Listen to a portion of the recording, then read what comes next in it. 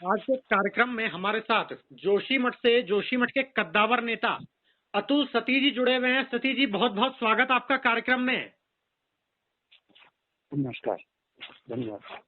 जी सती जी, अगर बात की जाए तो विधानसभा चुनाव जो है वो नजदीक है और उत्तराखंड में चुनाव लड़ने वाली दोनों ही राष्ट्रीय पार्टियों के साथ इस बार आम आदमी पार्टी ने भी बिगुल फूंक दिया है। तीनों ही पार्टी पूरा एड़ी चोटी का जोर लगा रही हैं उत्तराखंड में चुनाव लड़ने पर और सत्ता में आने पर। पार्टियां खूब बखान भी कर रही हैं अपनी नीति रीतियों का। आपसे सिर्फ इतना ही जानना चाहेंगे कि पहाड़ी क्षेत्रों को देखते हुए असलियत जो है वो क्या कुछ बयां करती है। अब असलियत तो दो पार्टियां तो पहले से लड़ती रही हैं चुनाव, चाहे भाजपा हो या कांग्रेस हो, तो चुनाव में है ही, तो लड़ती ही है। आम आदमी पार्टी भी चुनाव वाली पार्टी है और कहीं भी चुनाव लड़ ही सकती है। पहले भी पिछले बार भी उनका ये प्रयास था कि वो चुनाव लड़ेंगे, लेकिन तब उनका अध्यक्ष का ये उनकी लाइन थी कि भाई जहाँ जीतेंगे वही लड़ेंगे। उनकी पार्टी से चुनाव लड़े भी, अनूप पटियाल जी ने चुनाव लड़ा और चुनाव लड़ते रहे। उत्तर प्रदेश में भी वो चुनाव लड़े हैं, यहाँ भी लड़ेंगे तो ठीक है। लेकिन असल सवाल चुनाव लड़ने का है नहीं। असल सवाल तो है कि कौन लोग राज्य के जो बुनियादी सवाल हैं, ये राज्य क्योंकि लोगों की शहादत के बाद, लोगों के आंदोलन के बाद बना राज्य है।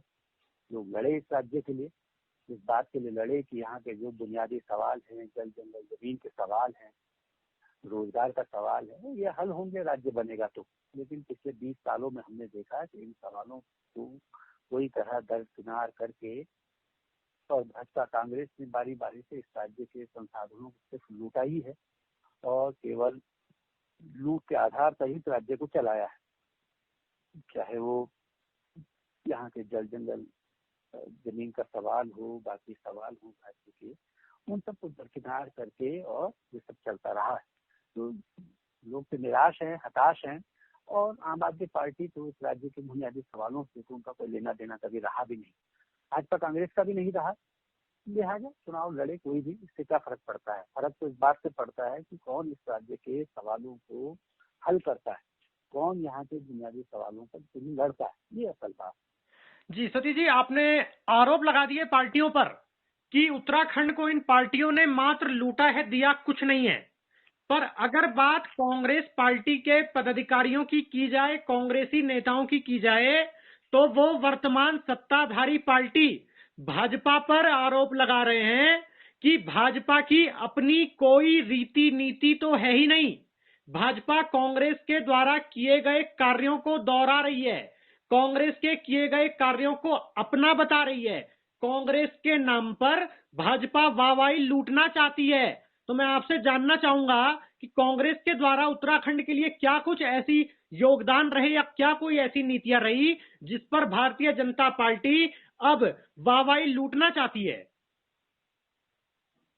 ये तो भाजपा कांग्रेस के लोग ही बता सकते हैं, है ना, कि उनका आपस में क्या रहा। वो एक दूसरे पर लगातार आरोप लगाते रहे। पहली सरकार बनी तिवारी जी की सरकार, और उसके बाद जब भाजपा के लोग सत्ता में आए तो उन्होंने कहा कि भाई इनके 56 घोटालों की हम जांच करेंगे। उस जांच का कोई पता नहीं चला। उसके बाद कांग्रेस के लोग गिनाते रहे कि भाई भाजपा के कार्यकाल में इतने सारे घोटाले हुए हैं, चाहे वो यहाँ सेहत गेम का घोटाला हो और कुंभ का घोटाला हो, अन्य सब घोटाले हों जो निशंक जी के नेतृत्व में जो सरकार थी या खजूरी जी के नेतृत्व में सरकार थी, उस पर बहुत सारे आरोप लगे। ये लोग तो दोनों आपस में एक दूसरे के ऊपर भ्रष्टाचार के उसके आरोप लगाते रहे। ना इसने उसकी जांच की, ना उसने इसकी जांच की। ये सब जो है बारी बारी केवल सत्ता की यारी यही सब करते रहे। और कांग्रेस को आज के दिन पर लगता है कि भाई जैसे पिछले सालों में हुआ है, जो उत्तराखंड में ट्रेंड रहा है कि एक बार एक की बारी, एक बार दूसरे की बारी, तो उसी हिसाब से उनको ये उम्मीद है कि अब तो हमारी बारी है लूटने की, तो आ जाएंगे। तो एक दूसरे का क्या इनका योगदान रहा है वो तो इनके अपने वो जाने। लेकिन असल सवाल तो यही है कि दोनों ही पार्टियों से जनता निराश हुई है, जनता को लगातार तो धोखा ही मिला है।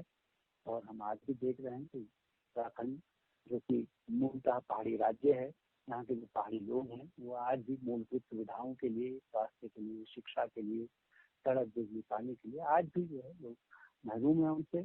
और भी इस राज्य के बुनियादी सवाल थे, यहाँ की कृषि का सवाल, यहाँ के जंगलों पर जनता के अधिकार का सवाल, तो वो तो आज भी हाशिए पर है, उनका तो आज भी हल नहीं हुआ। वो तो आज भी हल नहीं किए गए, जिनके लिए इस राज्य की लड़ाई लड़ी गई, वो सवाल तो आज भी हल नहीं हुए हैं। लिहाजा भाजपा और कांग्रेस क्या एक दूसरे के उसका क्या श्रेय ले रहे हैं, इससे कोई फर्क पड़ता नहीं, वो तो लेते रहेंगे। जी। सतीश जी, अगर बात की जाए तो जो वर्तमान सरकार है वो डिजिटल इंडिया की बात कर रही है, और जो निरंतर तस्वीरें निकल करके सामने आ रही हैं वो कुछ इस प्रकार की आ रही हैं कि आज भी पहाड़ी क्षेत्रों से लोगों को मीलों पैदल चलकर बीमारों को अस्पताल पहुंचाना पड़ रहा है, डंडी कंडी के साड़े अस्पताल पहुंचाना पड़ रहा है। जो भारतीय जनता पार्टी की सड़क आई थी वो अभी तक पहाड़ों तक पहुंची नहीं है, चाहे किसी भी योजना के तहत बात कर ली जाए। तो क्या कहना है इस पर? हाँ, ये तो जाहिर है कि भाई ये स्वास्थ्य का सवाल है, तो आज के दिन पर पूरे उत्तराखंड का बहुत सबसे विकट और सबसे कठिन सवाल बन करके खड़ा हुआ है। राज्य के जो जितने भी पहाड़ी क्षेत्र हैं वहाँ सभी जगह स्वास्थ्य जो है बिल्कुल जर्जर अवस्था में है। यहाँ अस्पतालों की बिल्डिंगें बन चुकी हैं, बिल्डिंगें हैं, लेकिन उनमें दवा नहीं है, डॉक्टर नहीं है। अगर तो मशीनें हैं, उपकरण है, तो उनको चलाने वाले टेक्नीशियंस नहीं है। ये तो लगातार देखा जा रहा है। हम तो जिस जगह से मैं आता हूँ, जोशीमठ से, हम यही देख रहे हैं कि यहाँ जो है स्वास्थ्य की सेवा लगातार लचर होती गई है। यह जो है पूरे बद्रीनाथ यात्रा का पड़ाव का मुख्य शहर है। साल भर यहाँ पर्यटक आते हैं, लाखों यात्री बद्रीनाथ की यात्रा पर आते हैं, लाखों यात्री जो है यहाँ से चलकर और हेमकुंड की यात्रा के लिए आते हैं।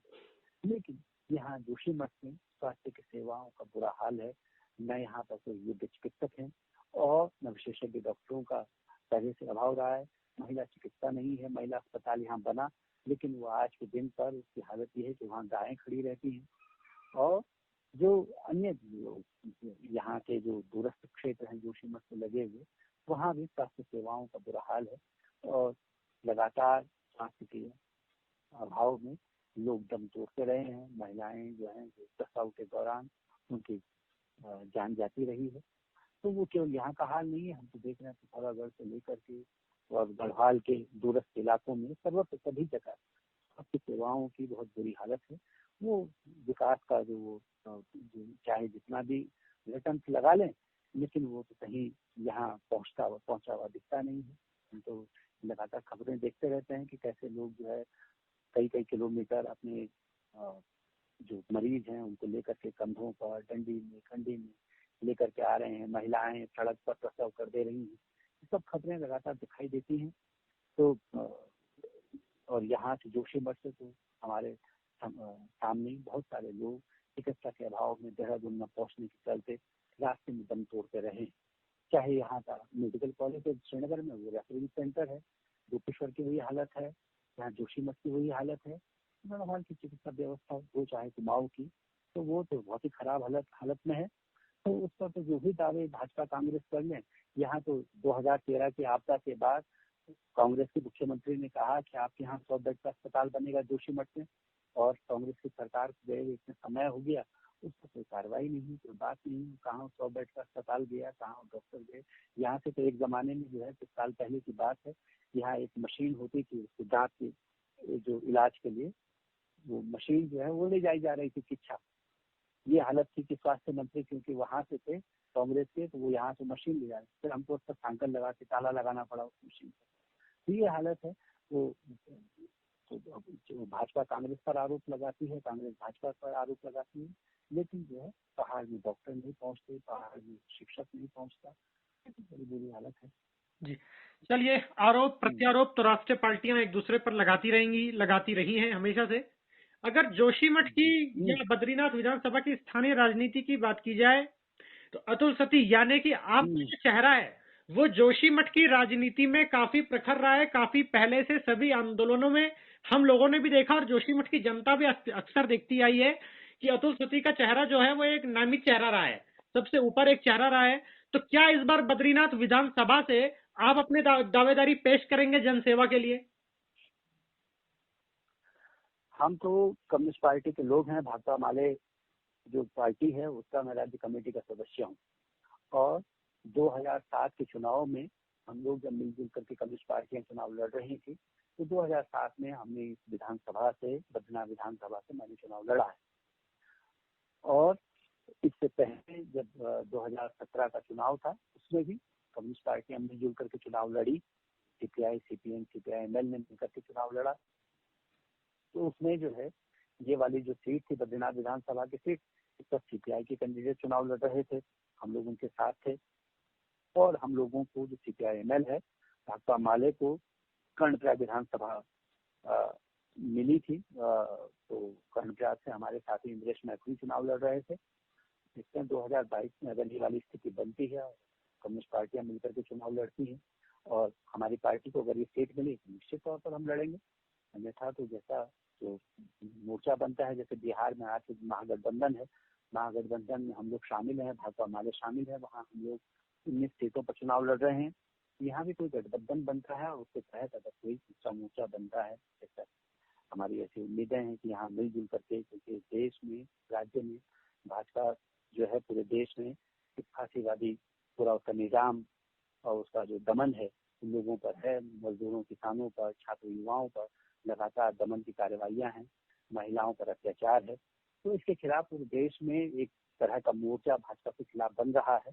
वैसे ही मोर्चा अगर इस राज्य में भी बनता है और उसके तहत अगर हमको मौका मिलता है भाकपा माले को, तो निश्चित तौर से कोई दिक्कत नहीं है, लेकिन वो परिस्थितियों पर निर्भर करेगा। जी, चलिए बहुत बहुत धन्यवाद तमाम बातचीत के लिए। नमस्कार।